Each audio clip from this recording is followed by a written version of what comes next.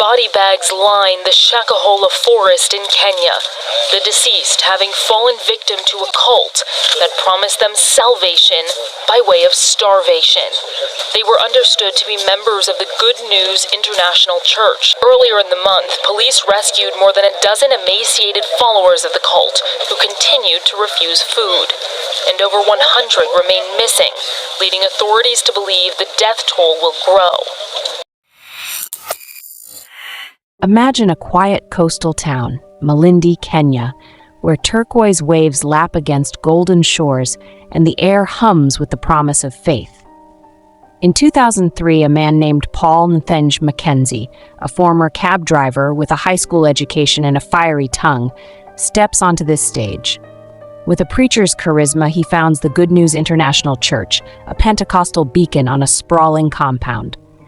At first, it's a sanctuary. Fervent sermons, alleged miracles, and exorcisms that banish demons in a blaze of glory. Teachers, police officers, and families flock from across Kenya, drawn by Mackenzie's magnetic promises of salvation. "He spoke to our hearts," recalls Joseph Katana, an early follower, offering hope like a lighthouse in a storm. But the light soon dims. Mackenzie, shunning scripture and local pastor fellowships, begins to weave a darker gospel.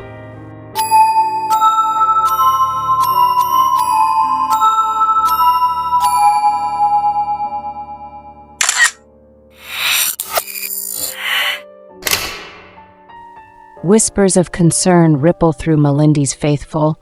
Why won't he join other churches? Why does he preach visions of doom over Bible verses? By the 2010s, the Good News International Church morphs into something sinister, a doomsday cult cloaked in holy rhetoric, leading to one of the most harrowing chapters in Kenya's history. The descent to Shakahola, a forest of doom. In 2019, after getting into legal trouble for telling his followers not to send their children to school, among other things, Mackenzie closed his church in Malindi. But his assistant pastors contacted Yah and told her that Mackenzie was starting a new community about 40 miles away, in an 800-acre forest called Shakahola. Followers could move there, build a home, and worship every day.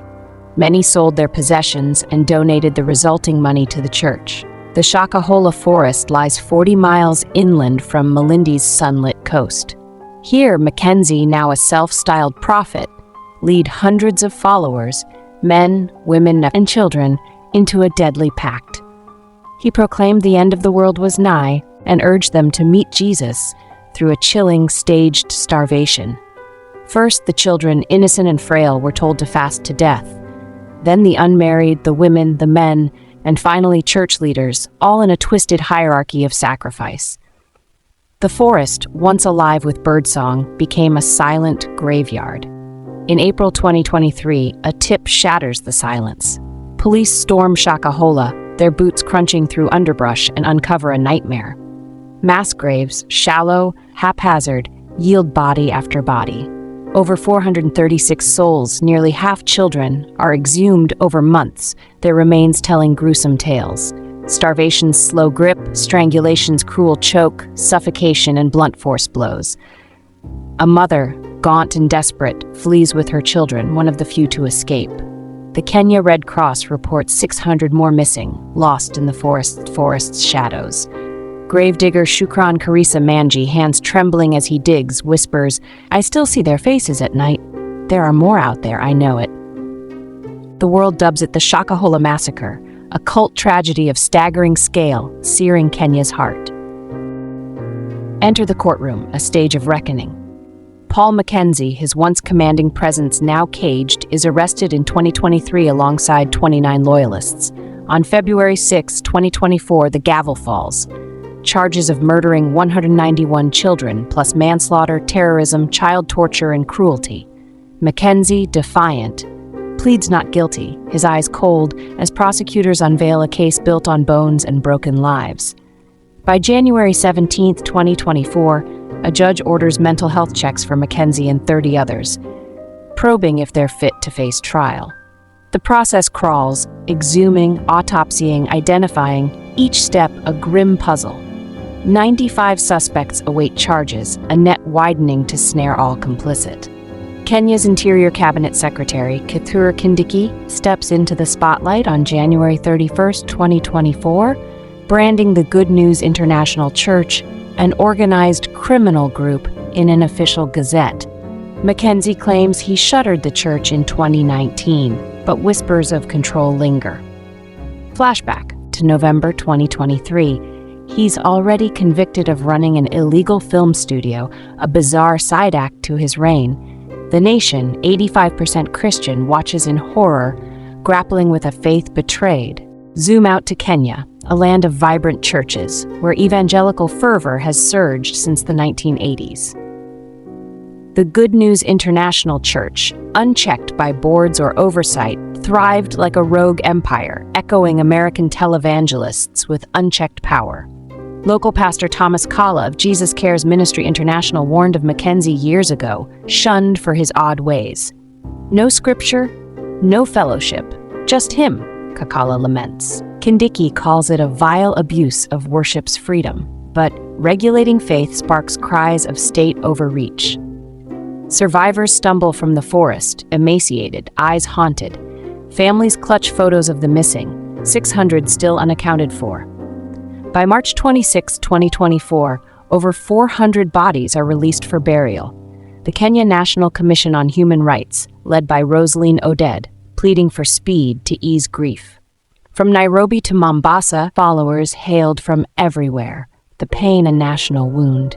Echoes in the news. Fast forward to 2025, the saga lingers. On April 22, 2025, police in western Kenya unearthed 2 bodies from another rogue church. A chilling echo of Shakahola, though no direct tie to Mackenzie surfaces. During the raid, 57 people were rescued and taken into custody. In the weeks since, most have been released, but police have banned them from returning to the church and sealed off the compound. For Kenyans, the incident has unearthed the memory of the deaths of more than 400 people in the Shakahola forest. In Opapo village, residents are troubled by the deaths and the decades-long secrecy surrounding the church. Many want to see the permanent closure of the compound and the exhumation and return of the bodies buried there. Most of the 57 Migori worshippers are now back in society once more. However, police extended the detention of 4 key suspects while investigations and autopsies continued. After the raid last month, Nyanza Regional Commissioner Florence Moroa announced a region-wide crackdown on unregistered churches. Michael Muchiri, a spokesperson for the Kenya National Police Service, said the government regulates religious outfits in the country and will bring to book all those found to have broken the law. The Associated Press on September 14, 2024, tallies over 430 dead, the search grinding on. The BBC on August 12, 2024, spotlights Mackenzie's not guilty plea to manslaughter, a rare case under Kenya's Self-Exit Pact laws, justice in uncharted waters. The Good News International Church, once a beacon, now lies in infamy, its compound empty, its leader caged. No scripture justified starvation, no prophecy foretold this carnage. Kenya wrestles with a paradox: freedom to worship versus the need to cage rogue prophets. As graves yield secrets and survivors heal, the Shakahola forest whispers a warning. Faith can illuminate, but unchecked, it can devour. Thank you so much for watching. If you found this video to be interesting, please like and subscribe for more deep dives into true events like this, mysteries, and much more. Until next time, please stay safe out there, and as always, stay curious.